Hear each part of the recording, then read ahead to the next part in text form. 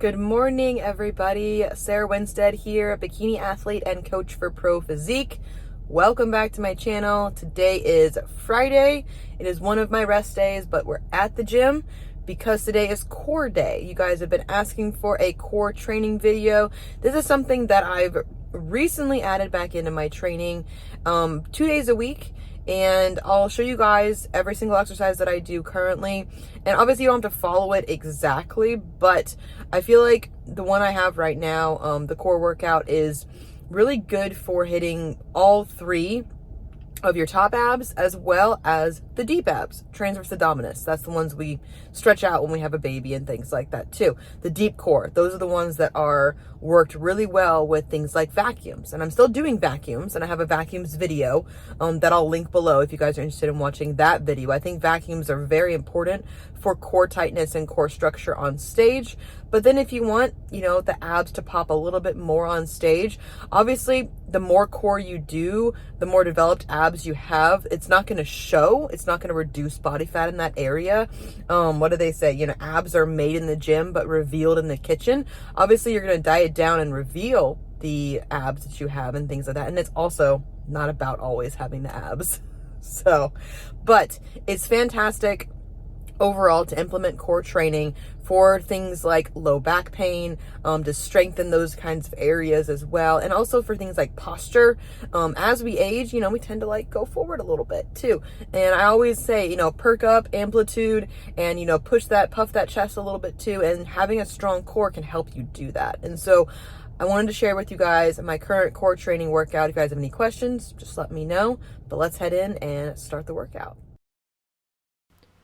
First core exercise is going to be bird dogs. This is great to warm up the abs a little bit, warm up the core muscles, and provide great core stabilization and balance training. You're going to be extending opposite arm and opposite leg, and you'll notice when I'm extending my arm, my thumb is facing up. This helps avoid too much shoulder rotation either direction, keeping everything nice and stable. This is great if you have low back problems, if you have balance issues. This can be a great place to start that isn't a plank. I do about 10 of these each side for a total of 20. And then I lay on my back and I go into what's called a dead bug. I reverse the movement of what I just did with the bird dog. This is also great. Again, core balance, stabilization, still warming up the core. Opposite arm, opposite leg drops here while keeping my low back pressed into the floor. Now, if your leg can't go all the way down, that's okay. That range of motion before that low back lifts, that's your range of motion. And another trick here is you can actually push into a stability ball to provide more balance and stabilization, or you can hold a longer resistance band with your arms to make this more challenging. I do again about 10 each side for a total of 20 before moving on to the next movement. By this time, my abs, both, six-pack abs and the deeper abs are pretty warm, and I'm ready to go into my first challenging core movement, which is an old gymnast favorite of mine. You'll see me do it here in a moment. It's called hollows. Arms into your side, and you're going to make a teacup basically with your body, and you're going to be kind of making a small motion back and forth, pushing your feet into the ground to create that motion of the hollow. This is a great gymnast move that I used to do. Reincorporate it back in, working the total abs in this movement, upper, lower, everything is very, very nice and stable, very tight in this movement. It's not a big range of motion. I found that the bigger I get, the more I'm using more muscles in my body other than my core. The second total body and total core movement is going to be suitcase crunches. Don't pull on your neck, just brace the hands, elbows meet the knees, tap your feet each time. And again, my mid back is lifting slightly, but not my low back. And so it's nice to see that low back push into the floor, but everything comes together. I do about 25 or 30 of these. I'm not going to do all of them, of course, here while I'm demonstrating, but another great total ab movement for those of you that are beginners that may not want to do the full crunches. I find that this activates a whole lot more than just your conventional crunches do. Next exercise is going to work the upper ab focus. These are what I call half crunches. My hands are stacked on top of each other and I'm looking at the ceiling. I'm crunching up, not forward. I found that this really, really helps with the upper abs, with the activation there. And it's a smaller movement. If you get decent at these, you can add a 5 or 10 pound plate in your hands, but you're still always going up towards the ceiling. My lower body is not moving at all. I'm not using momentum. I'm just trying to use my abs to get my upper body off the floor. That's the key with this one. The next one is going to be leg lowers. Now, these are a little bit advanced. You can start with your hands underneath your butt to begin with, but I'm doing these with my hands out to my side. Feet are flexed and you go as low as you can without your low back lifting off the floor. Now, once your low back starts to round, stop. That is your range of motion for this movement. You can even start with slightly bent knees, like softer knees. Those can be helpful as well during this movement. But the progress here is going to be increasing the range of motion, getting those legs down to that hover position without the low back lifting off the floor. And then, of course, increasing the reps. This is lower abs. This is very difficult for a lot of people, and I am really feeling it here. Do about 20 to 30 of these before you move on to the next exercise. Another lower ab movement using a stability ball roll-ins. You balance your shins on the ball, and then you roll in your knees towards your chest. Great for lower abs.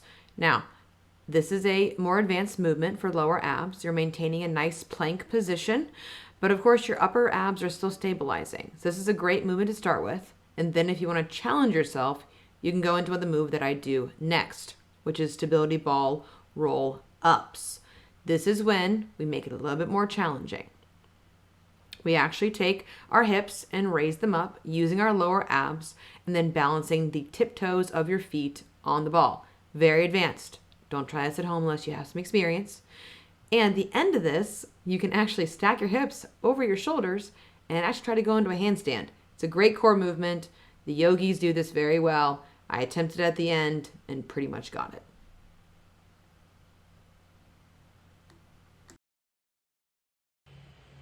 All right, so that was my current core training breakdown. Hope you guys enjoyed it. A couple of things I wanted to mention, a couple of tips as well. So you notice I mentioned during the training breakdown, I mentioned the term frontal plane, back and forth. Why do bikini competitors pretty much only train in the frontal plane, back and forth? Why? Well, here's an explanation. When we train a muscle, it gets bigger. Great, wonderful, that's awesome. That's what we want it to happen. However, on the side of our body is our oblique muscles. We do not want those to grow. The more we train it by side movements that work the oblique, like weighted side bends, side plank raises, any of those kinds of things, twisting movements that are excessive that work the obliques, it's a no-no for bikini competitors. Why? It makes our waistline wider. It makes our waistline more blocky. Now, this is why the core training that I'm doing is specific to bikini. If I was just training for a sport or even something else like just normal lifestyle, I would probably incorporate some oblique work, some maybe core twists and things like that as well. And I'll probably add that back in when I'm not a competitor. But for my golfers, for my CrossFitters, all those things that require twisting movements, you need the oblique training. So you can definitely add that on and tack it on to those kinds of things. But for those of you that may think that weighted side bends are it's burning the area, it's burning off fat. Again, we can't spot reduce body fat. You're just making your waistline wider. So note to those people. I see them all the time in the gym. Other change outs you can do for this core training as kind of a baseline for yourself. Instead of suitcase crunches, you can do weighted cable crunches with a tricep rope. You can do hanging leg raises instead of leg lowers. You can do leg raises where you kind of brace on the dip apparatus. That's also an option for you. And so again, using this as a baseline, maybe for your own training, kind of bouncing off the ideas there. This one is very basic. It requires your body and a stability ball. That's it. And so you can definitely use this as a jumping off point as far as what may work for your own core training. You can do normal planks. You can do push-up planks instead of like bird dogs. I still recommend dead bugs for pretty much everybody because of the nature of how much it works. The deeper abs, the transverse abdominis. I still recommend things like vacuums for most people too, just because it helps with that deep core control and that core strength to avoid that low back pain in the future. And so I hope you guys enjoyed the video. Hope you got some good takeaways as far as some ideas with regards to things like core training, how to build up that nice, core muscle that you want to see on stage. But again, for the division that you're in, make sure you modify your training accordingly, because for bikini, feedback is there that some people are like, hey, your abs are too developed and too blocky. Again, abs are genetic as well, as far as what their structure is and how they look and everything like that too, but it doesn't mean we can't still train them. And so it's a balance, just like everything in bikini is balance. Those things are as well. And so hope you guys found this helpful. Comment below if you want me to do any future videos on core training or anything that questions you might have about core training. I do core training right now, I think twice a week. I want to say I still do my core vacuums 2 to 3 times a week as well. And I really enjoy that. I think it helps me keep that strong core, helps me avoid the low back pain, keeps me strong in my improvement season and things like that as well. But thank you guys for watching, and I will catch you guys in the next video.